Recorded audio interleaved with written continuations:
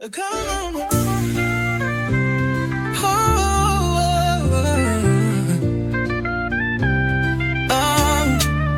Ekoroundcity.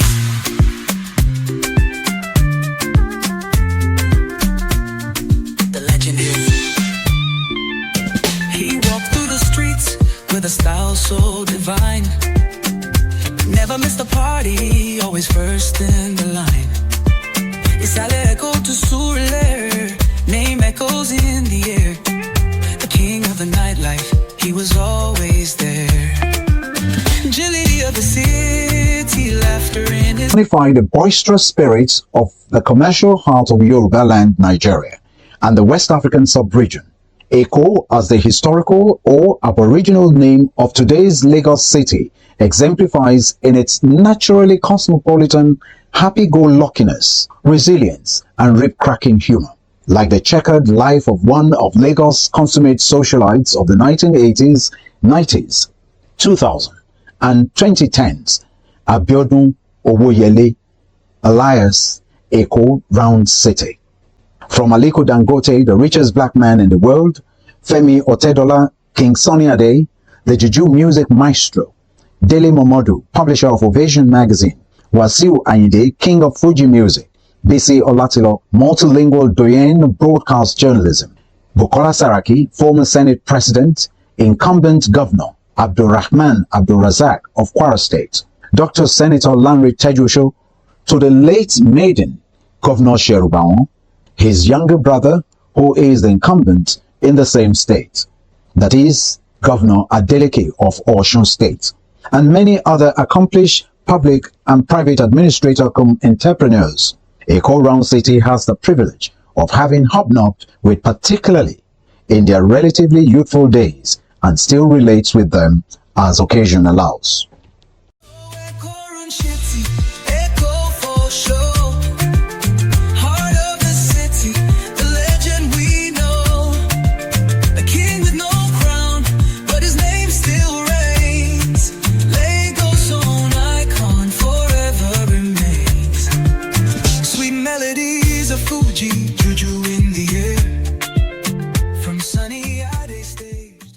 Introduction. This literary project, along with its accompanying digital tools, aim to document the unique social characteristics of an era marked by profound local, global, and local transformations. These included the paradoxical convergence and conflict between the pervasive influence of American pop culture and the enduring strength of Yoruba cultural values, shaping Lagos's social landscape during the decades defined by confidence, 1970s, consciousness, 1980s, coolness, 1990s, and ultimately a more frugal reality in 2000s and beyond. Furthermore, this project serves as a nostalgic journey, inviting millennials, 1981s to 1996, Gen Z, 1997 to 2012, and Gen Alpha 2013 to present, to witness the social interaction of their baby boomers, the 1945 to 1964 parents, grandparents, uncles, and aunts, in an era preceding the dominance of social media and the internet. The narrative will particularly focus on the remarkable life of Prince Abiodun Owoyele, alias Ekoroundcity, whose journey intersected with numerous individuals who have left an indelible mark on Lagos' social scene throughout the 1980s, 1990s, and 2000. This will be interwoven with synoptic histories of the areas of the city of Lagos where he lived and enjoyed life. Birth, early life, and background. In 1950s Eko, that is, Old Lagos, or the historical heart of the city of Lagos, Nigeria, commonly known to its aborigines, or Awon Omo Isale Eko, and Yoruba-speaking residents as Eko, was a special sociological experiment in many respects. It epitomizes urbanization as the most populated and relatively best infrastructured conurbation per square meter in pre-independence Nigeria. It exemplified cosmopolitanism as a melting pot of culture and people from diverse national and sub-regional tribes and races across the globe. And it embodied hope as a hotbed of nationalism, fostering the belief that political independence was imminent. It was within this eclectic socio-cultural milieu that a curly-haired baby boy was born on New Year's Day in 1956 in the Ofin Ologbowo precinct of Lagos Island.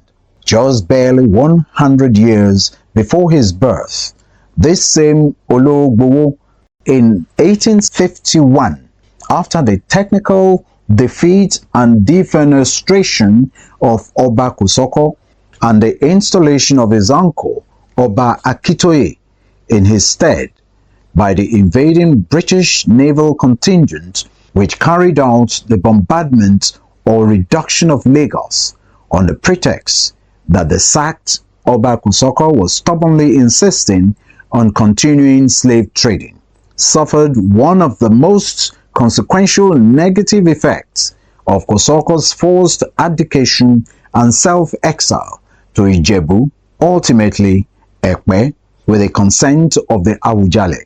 Many of the supporters used to own large swaths of property and resided in Ologbowo, and they were forcefully sent to join their principal, Kosoko, in exile in Ekpe too, while their houses and other fixed assets were confiscated and given to the supporters of Akitoye.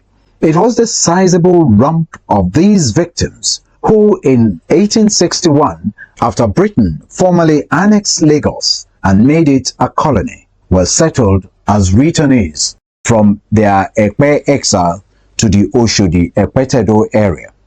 Remember that Ladunji, the Oshodi, or Bale of those with Takwa ancestry and captain of Kosoko's militia, Makiu, Oshodi was not originally a name in Lagos, but a title.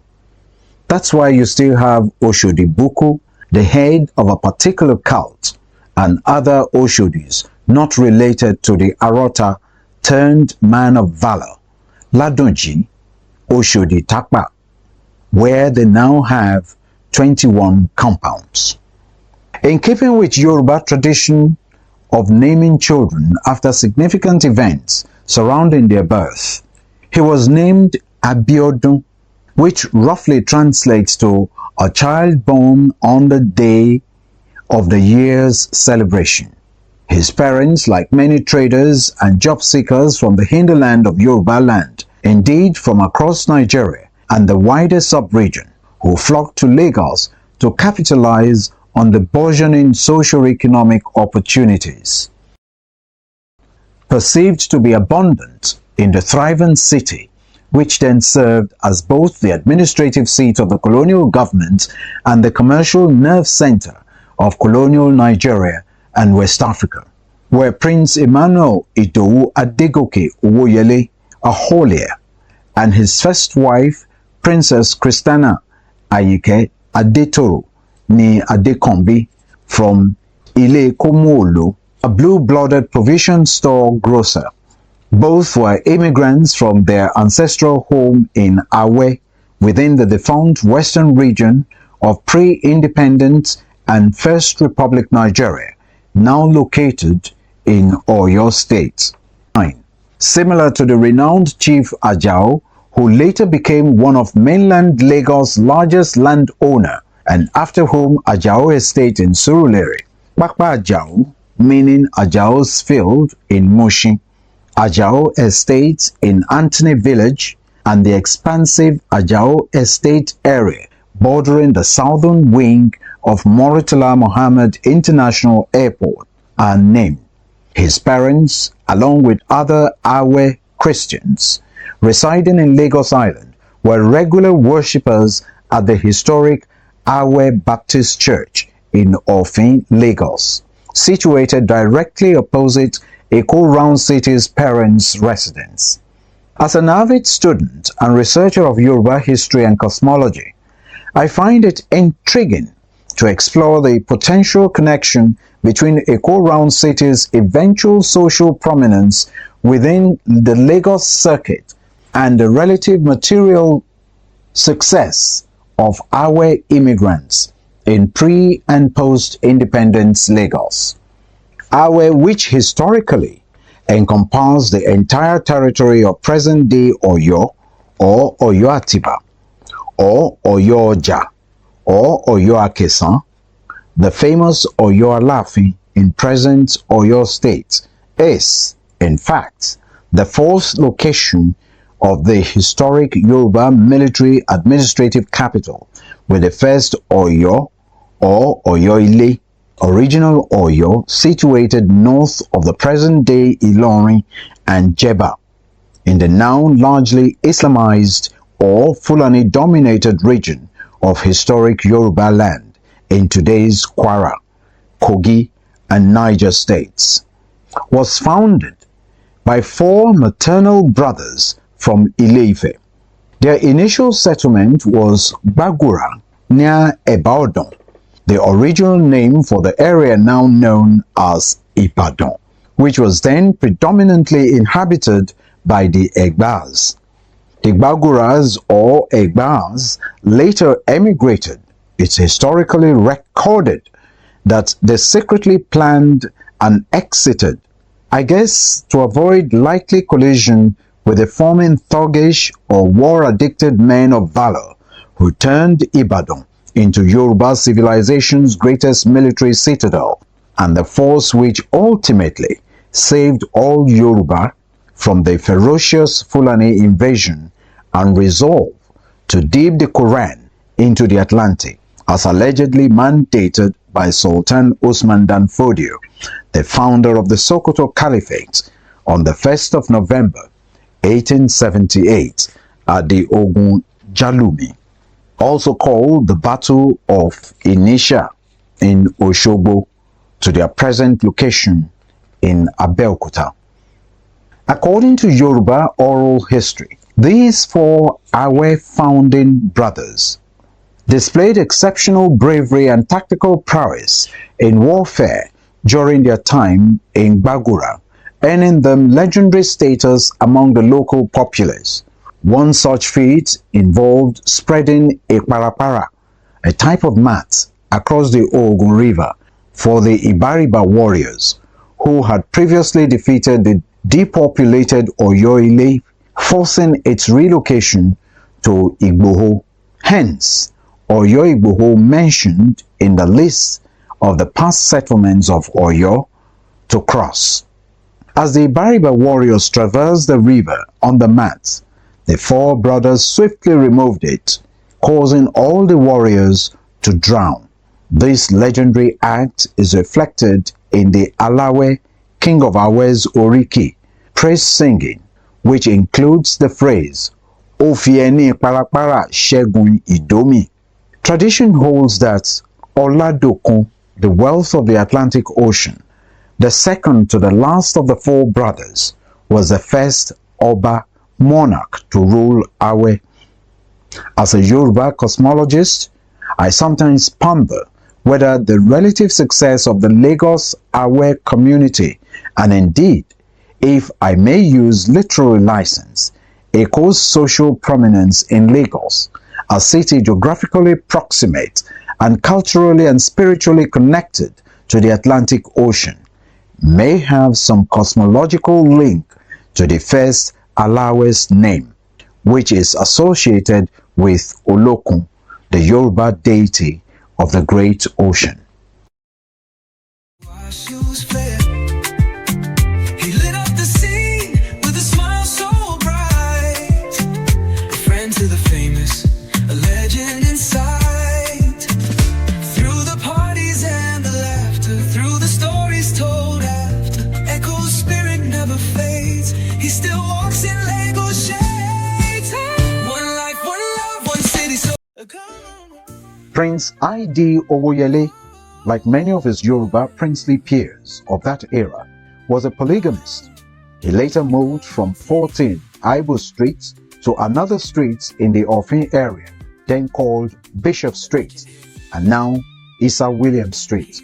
It was here that his adventurous young son, Abiodun, began his somewhat unconventional formal education at City Primary School, Ologbo, Lagos Island.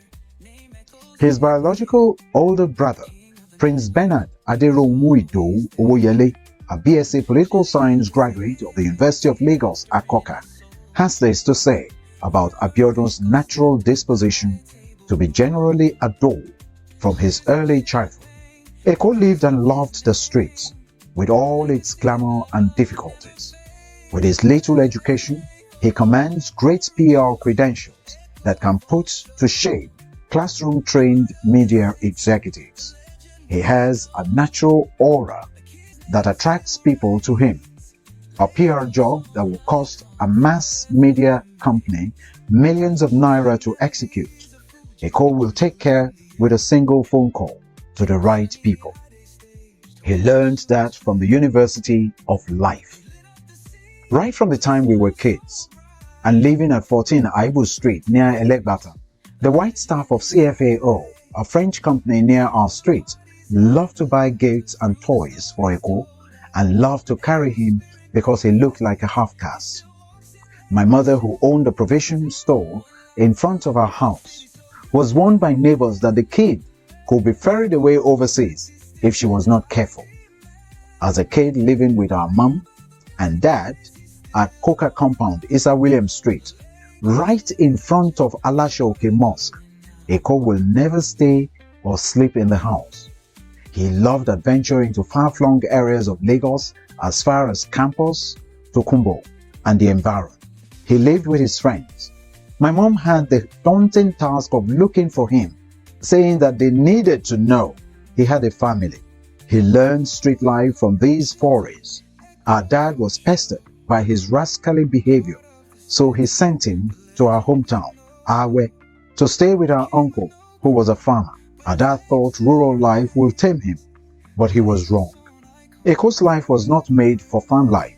He has a clean mind and trusts people too much, which is one of his weaknesses. He is a natural joker, and there is no dull moment in his life. Eko is a natural giver, just like our parents.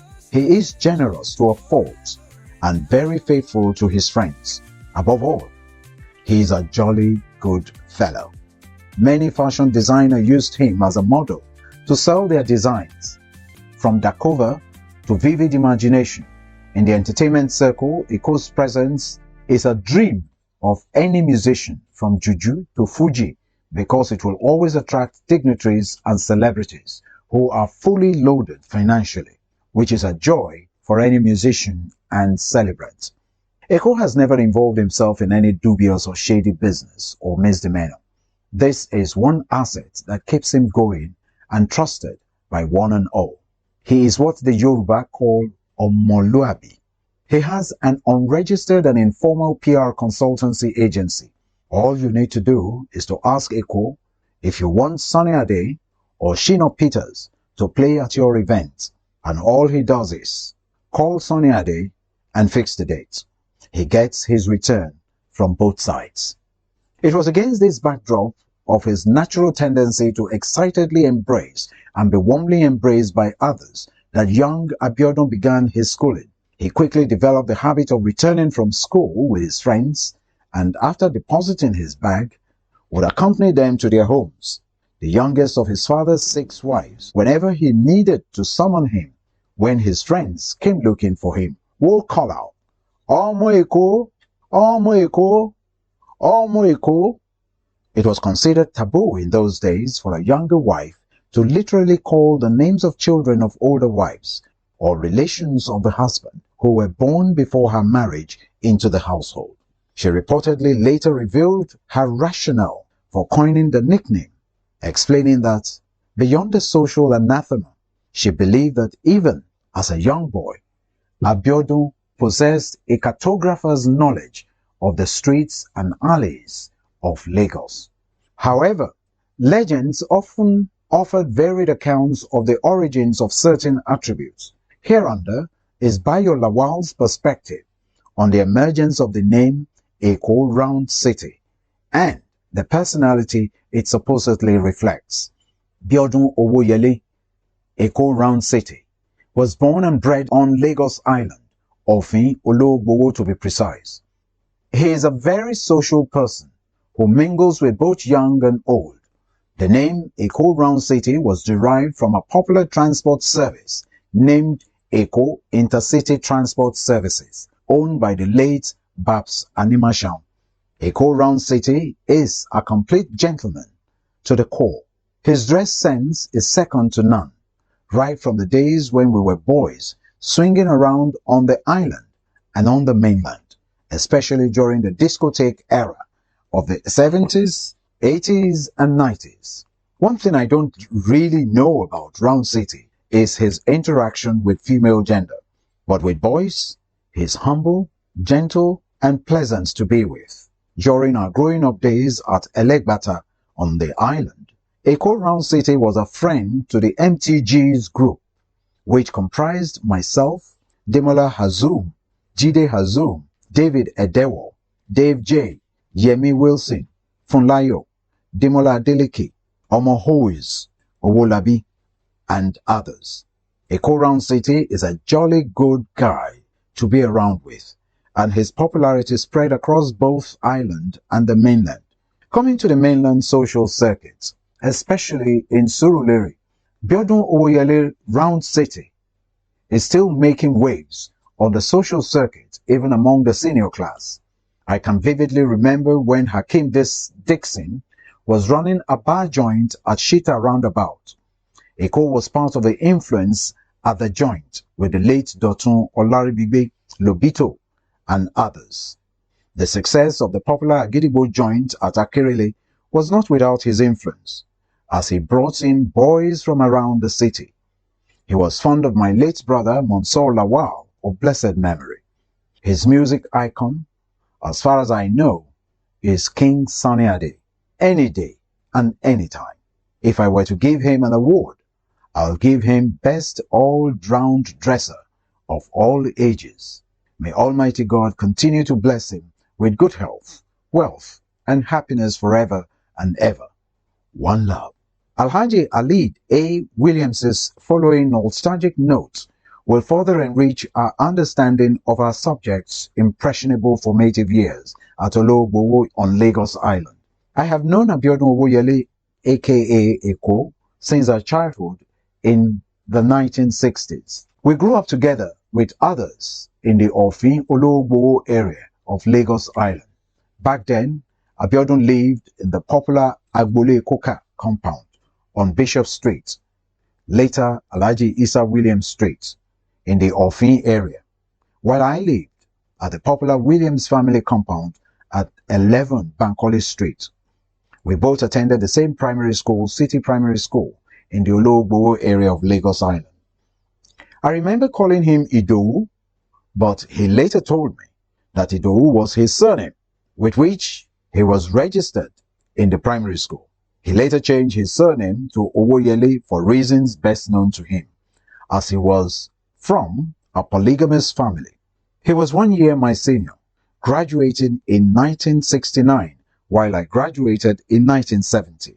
As a Muslim, I attended Ilekeu, as it was popularly called then, an Arabic school in that same Agbole Koka compound. I remember playing together with him after school. Since then, we have not lost touch. Thank God for GSM communication, which has truly helped us stay connected through phone calls and messages.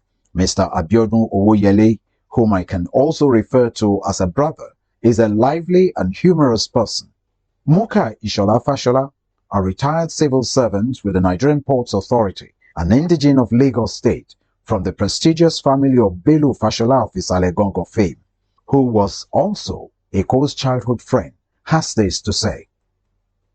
I happen to have known Abiodun Owoyele, aka Ekoroundcity, as far back as 1963, when we were both admitted to City Primary School, Ologbowo, Lagos. We journeyed through elementary school for the period 1963 to 1970, parted for secondary education, and reunited thereafter, rocking and rolling over the Eko City.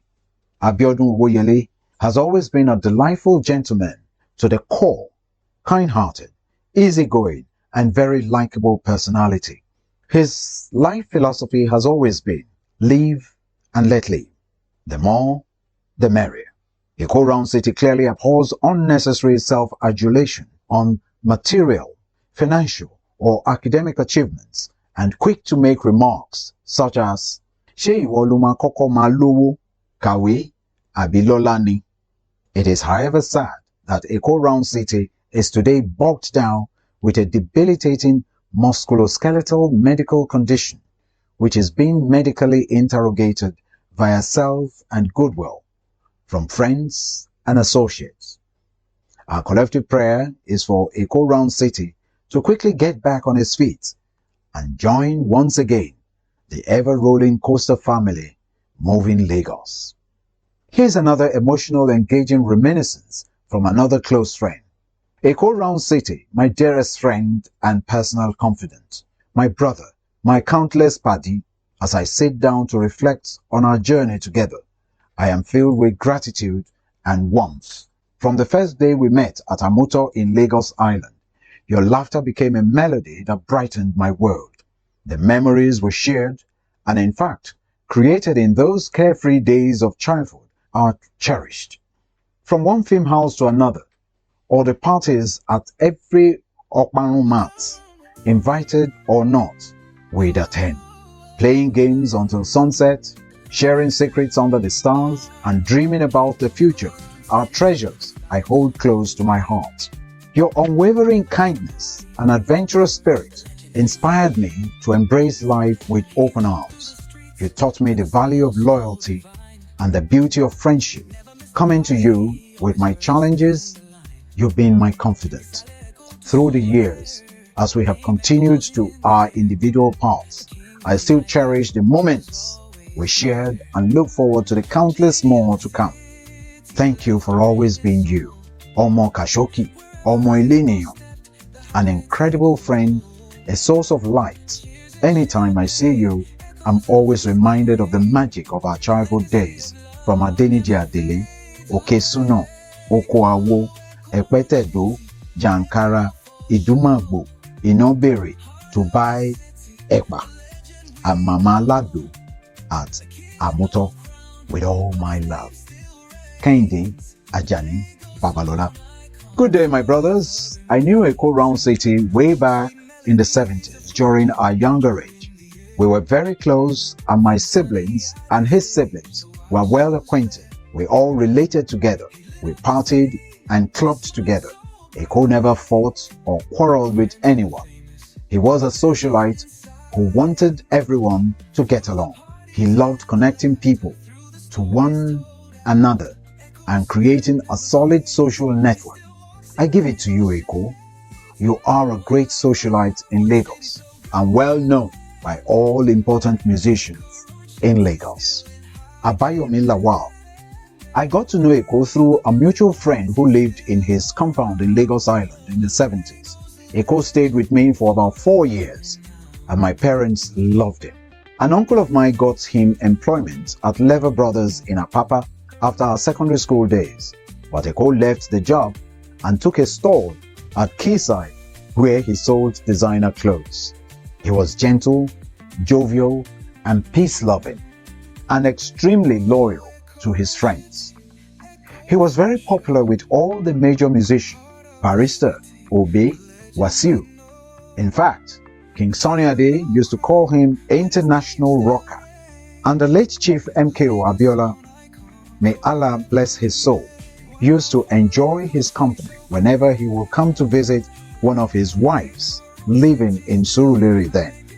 He always arranged for him to be present when he was visiting. Eko really never liked womanizing that much, as we, his friends, used to. Although he was always nattily dressed and would always accompany us to visit our girlfriends, but would never tell them to introduce him to their friends. He was, and still is, never envious of others. UK-based Alhaji Mufutau Adebayo Oyalawa's abridged audio transcription.